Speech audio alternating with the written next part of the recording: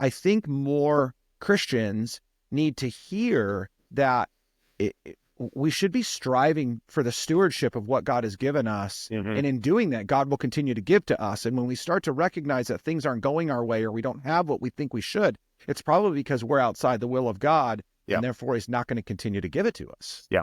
Yeah. In fact, I love what you're saying, because that's a conversation I've been having, with God and with myself about that exact thing. Like, it's like, pray for provision, and how do I do that? And how do I treat that when it arrives? And, for me in the real estate business, like I went through 2006 as well, and I had a bunch of deals, and, it was crazy times. And that really, being an entrepreneur in real estate development and going through that, like sort of equally like craziness, right? That very, very high risk, a lot of capital required.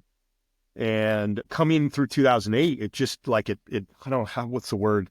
It makes you, I don't want to say paranoid, that's not the right word, but it makes you nervous about money. Like when money stops and you don't have the opportunity to create, more revenue to take care of your family and pay the mortgage and, like move the business forward. It puts you like on edge about money, right? Worry about it's not coming. Like money's not there. I don't know when it's coming, right? Like that's just, and look, the reality is, particularly in marriages and family life, that is a core reason for man and wife, men and their wives to not, stay together, right? Unfortunately, that's like one of the primary drivers of divorce, unfortunately, in our culture.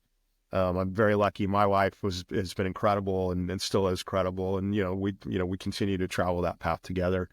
But I know what you mean. And so what I'm getting at is that I'm really working that process of learning to pray for provision, but to do it in a way that like it seeks God's plan for that money, that capital. Help me do more projects because I know that will serve your families.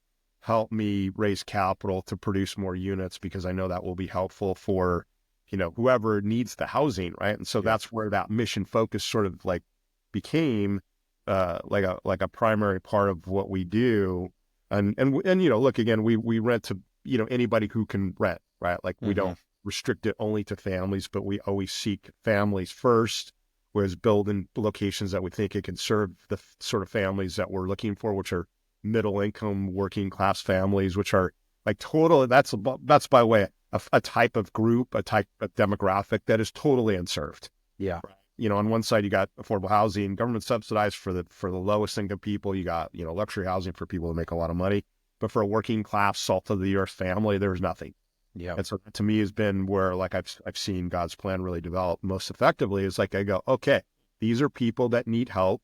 That in God's plan, they have their purpose in having great housing to serve their family in the way that the family is oriented, right? It keeps the family together, keeps the family healthy. They're in new housing, right? It helps them from like a safety standpoint. It's in the communities where they already live, right? Like one of the key characteristics of what we develop is we want to build in like blue collar neighborhoods throughout Southern California where these families already live. Like we're not trying to get them to move, 8 cities over. Yep. And hey, there's this housing. A lot of families wouldn't do that, but like the reality is for us, keeping strong social networks together is really important. That's one of the primary components of like how we serve housing and where we serve it and the typology of the housing, because we want those extended families to stay together. We want the kids to remain in school where they already are, right? Strong social networks make for strong, family groups, and the housing that facilitates that is like what we're all about. So I love that. I forgot you're in California too, right? Correct. Yeah. Yeah. This is one of the things that, again, I've been just spending a lot of time around, and it brings about a lot of frustration because, there's obviously a lot of people exiting California because of, I'll generally just say politics, right? Just kind of like the social construct that's been created in California. But I firmly believe that the majority of that middle class that has exited California would have tolerated and actually fought back against the politics of California if they could have afforded to stay here. Yeah. and the politics obviously have a significant impact on the finances.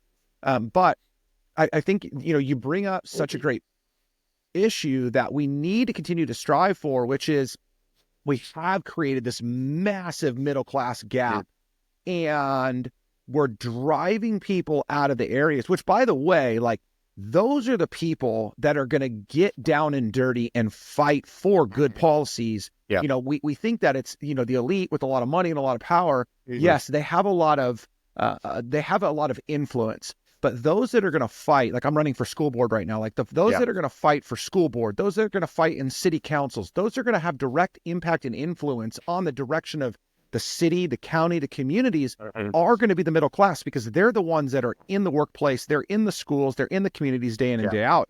But when we're driving them out, like what's happened here in Orange County, California, the more that we drive out those that would fight, the more that we're seeing our own county turn over to the narrative that, you know, Mhm. generally speaking, the rest of California is facing. And so I really hope, I mean, obviously, like there's this sad pessimistic side of me that says that it's going to have to get far worse before it gets better. But I just feel like we've got to figure out a way to draw some of these people back in.